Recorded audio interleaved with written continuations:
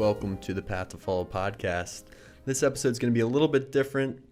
We're going to spend about 30 minutes today talking about a certain topic. And today I have Coach John Nostrant from the lacrosse program at Gilman School here. We're going to talk about building championship culture. And obviously Coach Nostrant has a ton of experience at the Haverford School as an athletic director and the head lacrosse coach there for a long time. And now he's at Gilman School, and we're going to discuss all that goes into building a culture of excellence and success and championship caliber teams today. So I'm very excited for that. Before we begin, I do want to thank all our viewers of the Path to Follow podcast. It's been a ton of fun talking to teachers, coaches, faculty members, staff members here at Gilman, alumni, and students too. And I'm looking forward to continuing that. So if you have been enjoying the episodes, if you like the episodes, just hit subscribe on YouTube right below this video.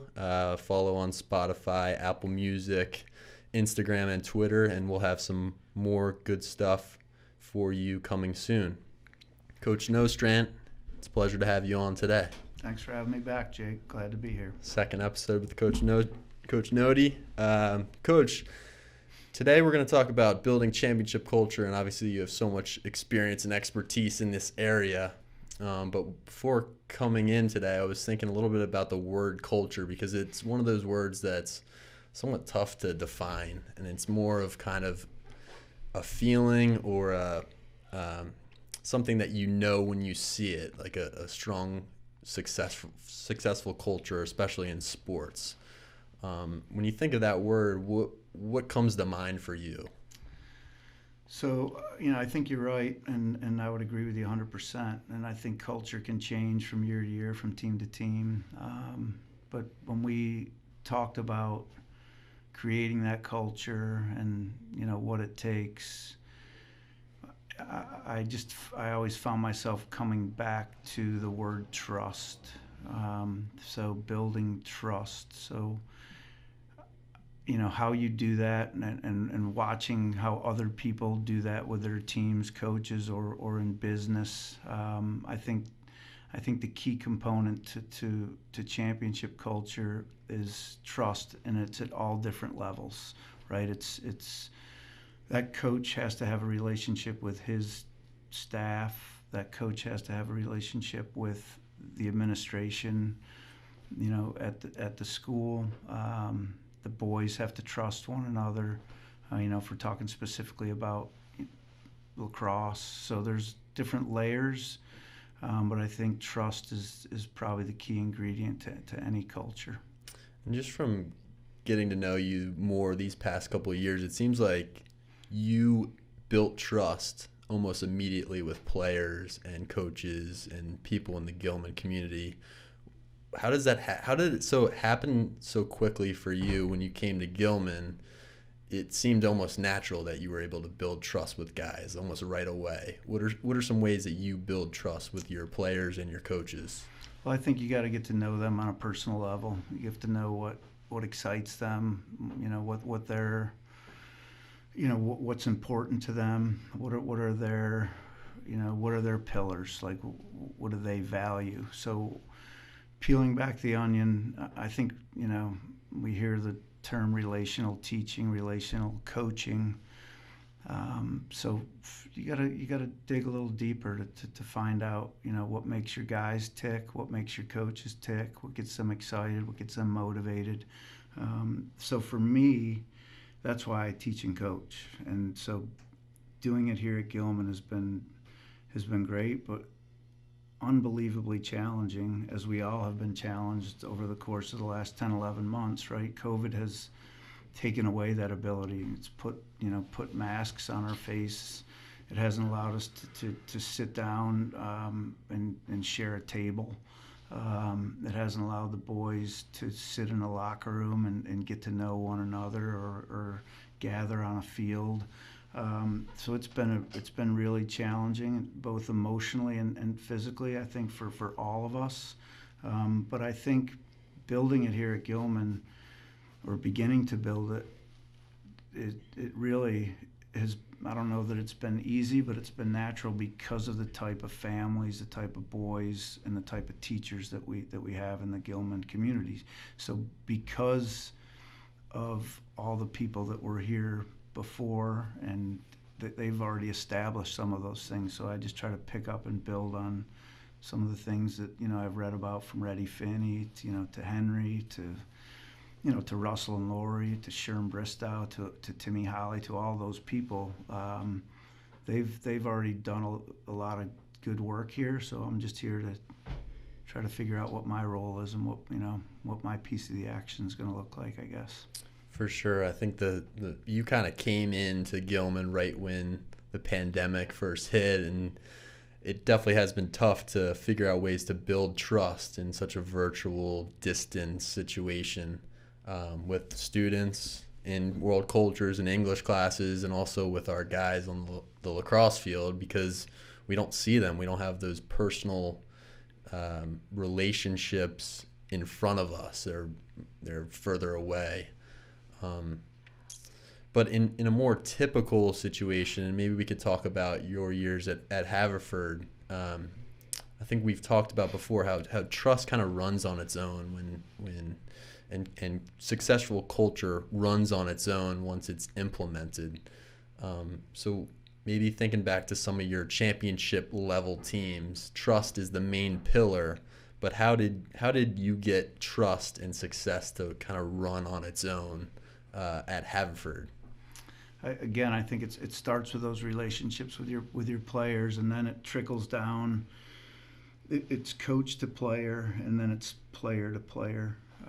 So I feel like as a coach, you're going to coach the way you were coached, or you're going to pick things up that you're going to do things that worked for you as a player. You're going to do things that worked for you as a player, as it related to how you responded to your coach. So I played for one of the greatest motivators ever, and we talked about him on the last podcast, Terry Corcoran. So whenever we came out of the locker room, we just felt like we were going to win. So we were always excited. He got us fired up to play.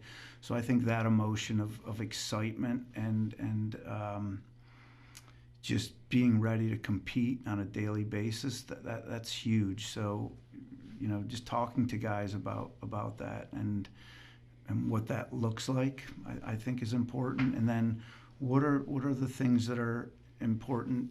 Whatever is important to me, that's gonna again trickle down to the players. So getting in the weight room, getting on the wall, things that we did last year as a staff here that we're not able to do now, but we started to build that culture at Gilman. And I think that's important. So when I was at Haverford, after a while, I would walk into my office from home, and we had a big wall, I think and it was normal for me to walk in at 7:15 and see 30 guys on the wall, and then maybe another 20 guys in the weight room, and then maybe another 10 guys on the field, all within 100 yards of each other. And once we got to that point that was important, the kids, that just became an expectation. So there was no pressure, it was just an expectation. So if guys didn't do that, they just knew that they couldn't compete, or they wouldn't have an opportunity to play. So I think building that from the ground up, and then making sure that your players or your team, there's a certain accountability that they have for one another. But again, you have to be careful, because that can become toxic. That can become a gotcha culture, right, with kids. Well, he wasn't there, he wasn't doing that, why is he playing? So again, it's always having that. I always said to kids, and I think we talked about this before, so forgive me for being redundant, but to say that your door is always open, well, that's a cliche that for a 14 or a 15-year-old boy or girl to go in and talk to their coach about something that's on their mind, especially something that's probably not working, that's not very easy. So making sure that you really mean what you say and that you follow up and your attention to detail is important. I think all those things factor in. Yeah, what you're saying about the wall ball in the morning and the guys in the weight room in the morning, that expectation that your players are going to put in the work that they need to be on the team. The younger guys, too, are looking at that. The middle school guys and the lower school guys and the 8th graders, they're looking at that. They're seeing the older guys working hard and putting in a lot of extra work, and they almost can't wait to get there, right? That's part of the culture piece, is that it's running on its own, because the younger guys want to be there. They want to be on the varsity team. They want to be in that weight room at 7 o'clock in the morning. They want to grind like that. There's no doubt. Like if you talk to Stews or some of the guys from last year's team, they talk to me about when they were younger going to the MIA semifinals or finals and watching the Gilman teams that were in there, the great teams of in the league, and wanting to be there. They want to see that. And at Haverford, we had this. When I was first there in the early 90s, we went into the pit, it was called, and that's where we did our pregame stuff. And then our walk out onto the field was very traditional. And then we built a brand new complex. So I would take the guys down into the squash courts prior to every game, and that was kind of, I'm a fire and brimstone type of guy. But if I'm, again, that's all natural too. If I'm not excited or fired up to coach, then I'm not going to do that. But like the games themselves just brought on so much excitement for me. The way that I tried to get my guys ready, I get them down in that area, and you just get them ready to go. You go through the game plan, but it's also a build up to what we need to do. And I always said when I played at Washington College, my feet never hit the ground until the end of the first quarter. I was so excited to play with my team, play for my coach, play for my school, right? And also within that, because we demand so much of our guys, we have to treat them, I think, in a special way too, and show them that they deserve certain things because of what they're doing. So little tiny things at Haverford, like if there was snow on the field and we were in jeopardy of not getting a game in, we'd shovel the field, right? And that created tension too, because we weren't supposed to shovel the field. The field was brand new, and what about the liability, and is somebody going to get hurt, and all those things, they ring hollow to you, because you're trying to do something for your guys and put them in a position to play a game that you expect them to win, but more importantly, to play that game at home on their field, which they deserve to do. Gear, looking the part, making sure that that you have the things that you're equipped with, the things that you need to be successful. And some people would call it excessive that we had 4 different colored helmets at Haverford, and I would say that it was just unique and special, and we felt like we deserved to have that because we worked hard. But we also held ourselves to a standard that allowed us to feel good about that, right? That we weren't just taking. So creating that work ethic and doing things like that. So team trust and certain rewards for hard work and the effort that you put into the program, absolutely. Are there other pillars that you think about when you think of a championship caliber program that fit under that umbrella of what is the culture like? So we have trust is the main center pillar, but what else kind of falls in line there? So I think selflessness, right? Putting the team before yourself, which is really hard, especially for younger, high school age kids. Being selfless. Again, I think building team is so hard, because you start with 45 or 50 kids, and all of those kids that you have in your program, they all want to be on the first midfield. They all want to start. They all want to envision themselves scoring the winning goal in an overtime game, in a championship setting, or any game. But the reality is it's not going to happen, right? You can only play 10 guys at a time. So you have to find ways to keep. There's a role for everyone on a team, and getting guys to buy into their role, and also maybe getting guys to not accept their role or accept their role.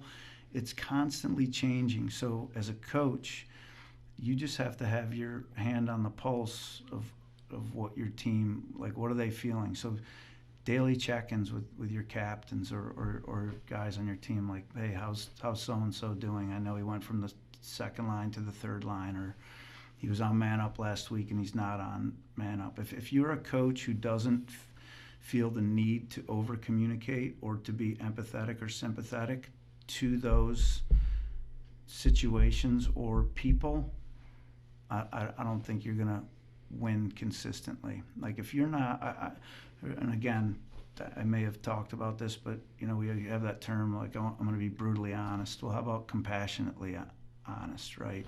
Talking to kids about what their role is, knowing that they're not going to be happy in a particular role, but getting them to buy in. So I think that's important. And me, I'm not a tech guy. I don't have sayings. I don't have a lot of things written down. I do try to.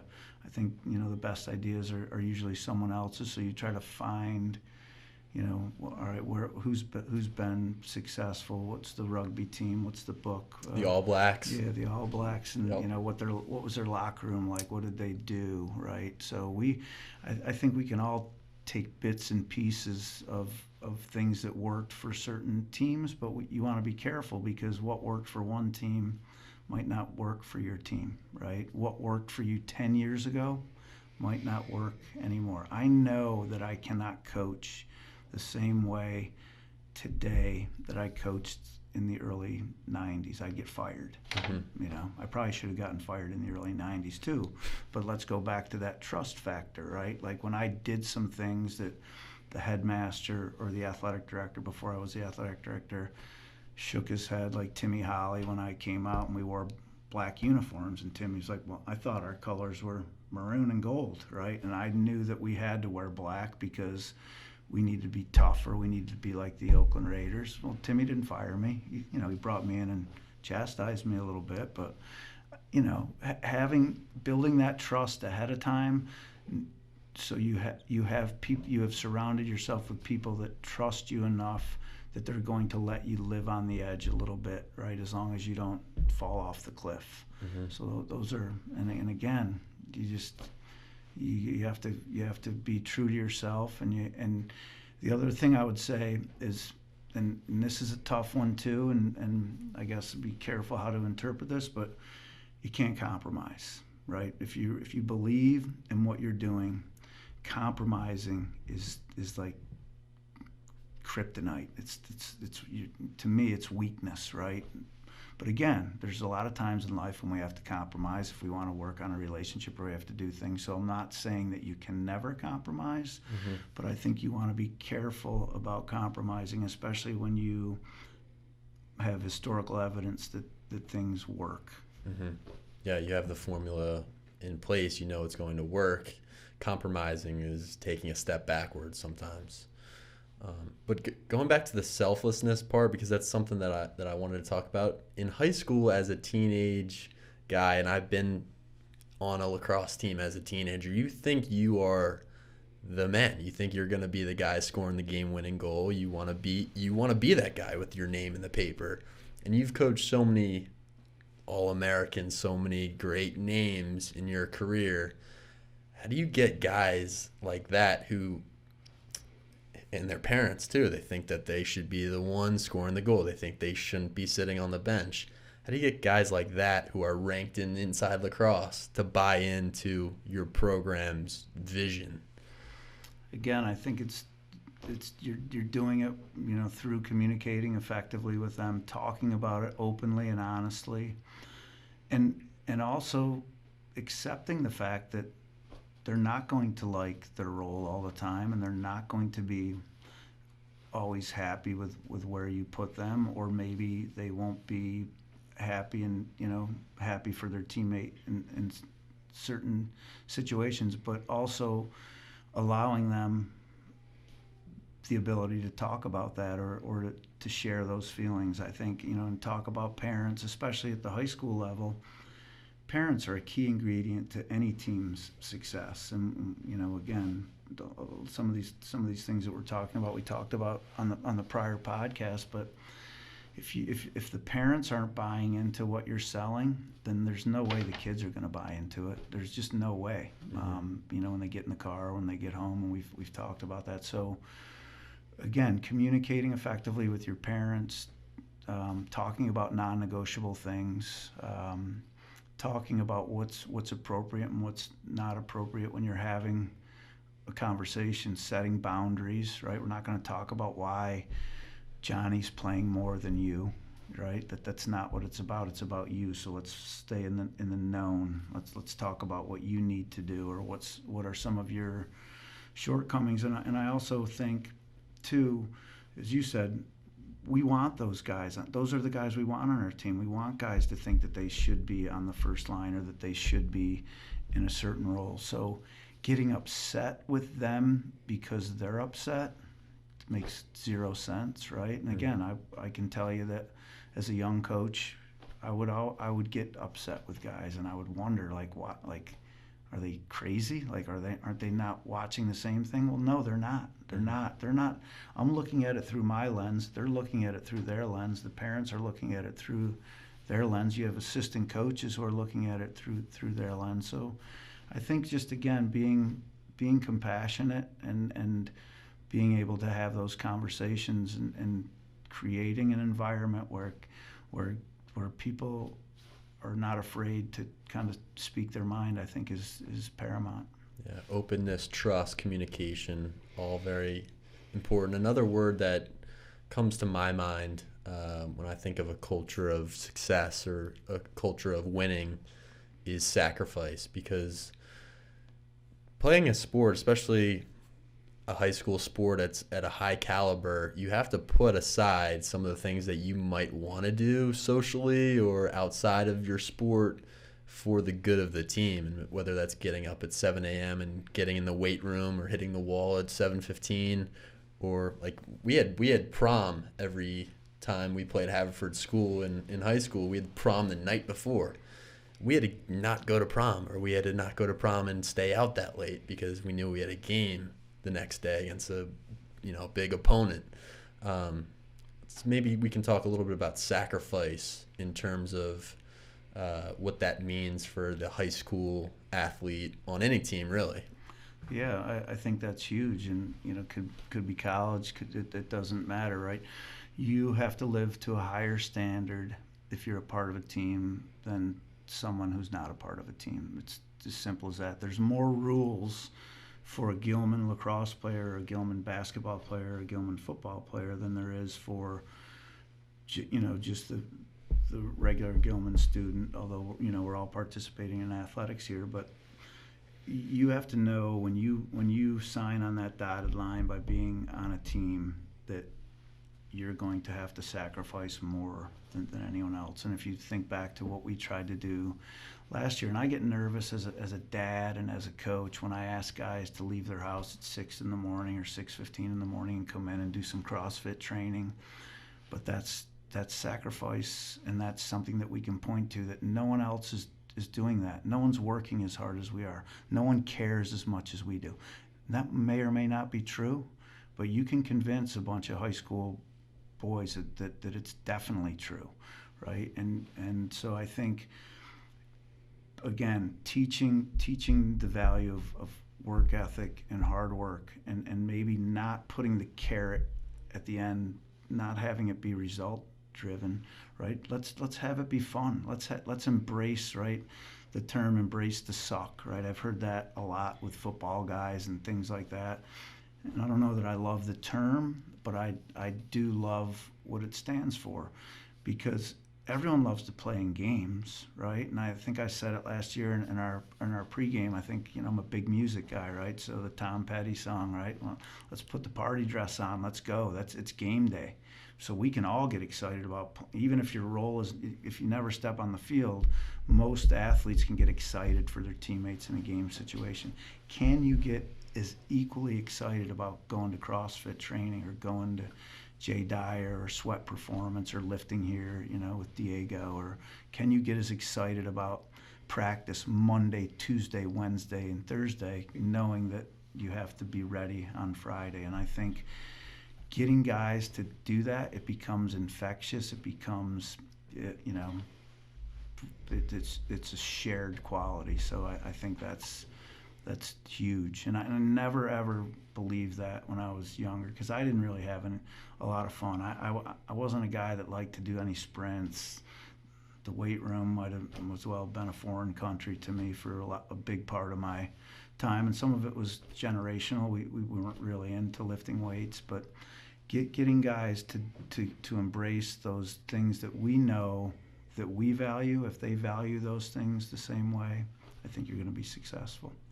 Yeah, and I think a big part of all of what we are talking about is energy, because energy is so contagious. If it could come from the coach in some ways, but it really comes from the guys on the team. If the seniors are getting excited about the weight room at 7 in the morning or about CrossFit at 7 in the morning, then the sophomores are going to get excited about it, and then the freshmen, and then the 8th graders are going to be walking by and looking at that energy, and it all kind of rolls together in a contagious way. So I'm a big believer, I know you are, in energy and the power of energy. So I think in our pillars of championship culture, I think energy is one of the biggest ones to think about too. Yeah, and we talked on the way over here, John Gordon, right? And his book on certainly Hard Hat, on George Moriarty and the tragic loss of his life up at Cornell. But John talks about energy, about positive energy, about energy vampires. Nothing's going to be good enough, or we'll never win. And I do believe that, coupled with just envisioning and picturing yourself in successful situations. I tell guys all the time, when we would go into overtime games, I'm like, boys, this is sudden victory, man. This is what we've been waiting for, right? The first goal wins, man. It's not sudden death; it's sudden victory. Who pictures himself going out and getting that tough ground ball, banging it downside, faking once or twice, and sticking it in the back of the net, right? So I think if we can, visualization is such a positive thing. Positive thoughts and positive energy. You really can't. There's no room for negativity in a championship culture, and if you're a guy that has that, you're going to get weeded out, by your peers. So that'll happen naturally. Definitely. Any other pillars that you're thinking about in terms of building a championship culture? Because to some degree, that title there's a lot to unpack there. I think we've done a pretty good job of it so far.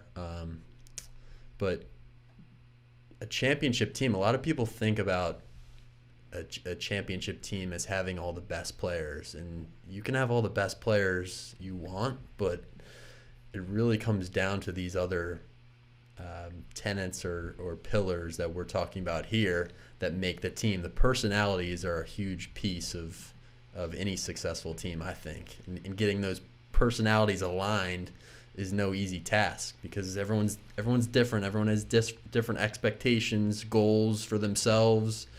It's definitely a challenge.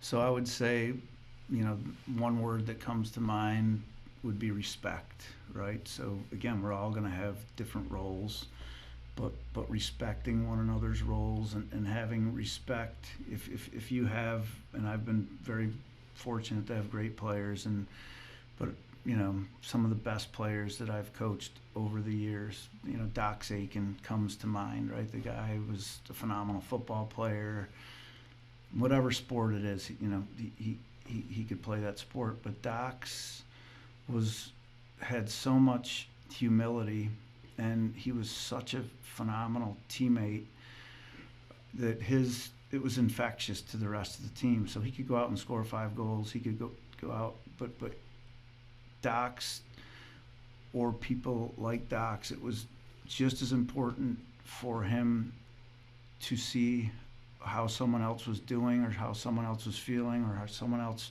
reacted to a certain situation.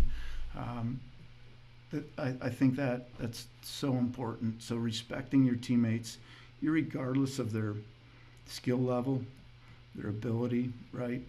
We can control work ethic, we can control attitude, but respecting one another. And again, not everyone's going to get along, right? There's 45 guys, and I tell guys all the time, I don't expect you guys to love one another, really. I don't, but I expect you to treat each other with respect, and to not judge, and to really love unconditionally in any way that you can, right? Mm-hmm. And if you don't have anything good to offer or say, then don't say it. And again, that just comes with just constantly talking and creating an environment where people feel free and open about just having conversations.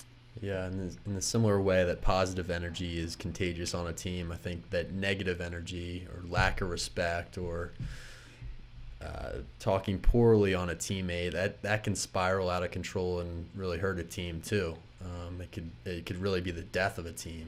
There's no doubt. So you have to be courageous, right? And you have to have the courage of your convictions. And I'd like to think that we're teachers first, and we're teaching, for the most part, inexperienced, younger young men, what we want for them, what are our expectations. So again, you have to be empathetic. You have to be able to teach and coach the smartest guys in your class and the guys that struggle the most. And athletics is no different, right? And your talent level, it shouldn't be a determinant to how you're treated, but naturally it is in our society, right? But again, on a big team, and a lot of these teams now at the college level, they're bigger than they've ever been, right? So I like to think about, like, how are these teams at the college level, how are they picking their captains now? They have 6-year seniors, they have 5th-year seniors, and they have 4-year seniors, right? And it certainly is incumbent upon a coach to whatever his philosophy is, or whatever his strategy is for picking captains, is fine, right? But how do you deliver that message to your team when you have that diverse group of people that they've never had before, right? So, again, I'd like to learn from coaches. How did you talk to your guys about it? How did you vote for captains? Did you have any natural 4-year guys that are your captains? Things like that. So the game is always changing, and I think you always, again, the key is being an effective communicator and being open to learning and evolving as you go through different things. Yeah, the captain conversation, I think, is difficult because you do want to choose a leader who has some experience and has been on the field, but your captain shouldn't always be the best guy on the team. It's the guy on the team who, exactly what you're saying, who trusts the most, who has the most respect, who leads by example, by doing, has positive energy. And that's not always the most talented player on the team. Definitely not. And leadership, to me, it's earned, it's learned, it's not necessarily innate. So putting kids in positions to make good decisions, giving them feedback on what those decisions were, teaching kids how to lead, I think, is important, especially at the high school level. And there's some kids that, as you said, they lead differently. They lead through their actions. Some are more vocal, some are not vocal, but embracing different leadership styles and pointing them out, to the team. So guys they may have a different perspective, or they might say, oh, I never thought of it that way, or never looked at it through that lens. So there's leadership is again probably another pillar. But my school of thought is, like, you have captains and they're very important, but I think your seniors are leaders, and I don't think you need a C or a label or a title to make you a leader, and you have to make sure that you're creating a culture that allows people to lead, whether or not they are a captain or not. Yeah, I mean, you could be a freshman or a sophomore and be a leader on a team. It doesn't really matter. It's all about the qualities that you demonstrate every day. Yeah. And if you go back to the old school stuff, right, it was always the freshmen that were doing all the go get the goals or pick the balls up or go carry do the that, water. Right? Well, now, you read the rugby book, you read about different things, and it shouldn't be. It should be the seniors that are doing that. It should be the most senior people that have gone through all these things that they're helping carry the water. They're bringing those guys up to speed, and no one should be above that. So again, I enjoy seeing how other coaches do that, or how other CEOs or CFOs do that, and I try to beg, borrow, and steal anything I can. Yeah, it's interesting. I asked a few people before the podcast what their major pillar is for a championship caliber culture. What is that ingredient? And everyone had a different answer. But I think, as we've talked about before, it really does come down to trust is the major one, especially on a team sport. So, Coach Nostrant, it's great having you on today. Thanks for coming on to the first special topics episode, and I think we can pick back up. We can dive into any one of these categories going forward. So appreciate you coming on. You got it. Thanks, Jake.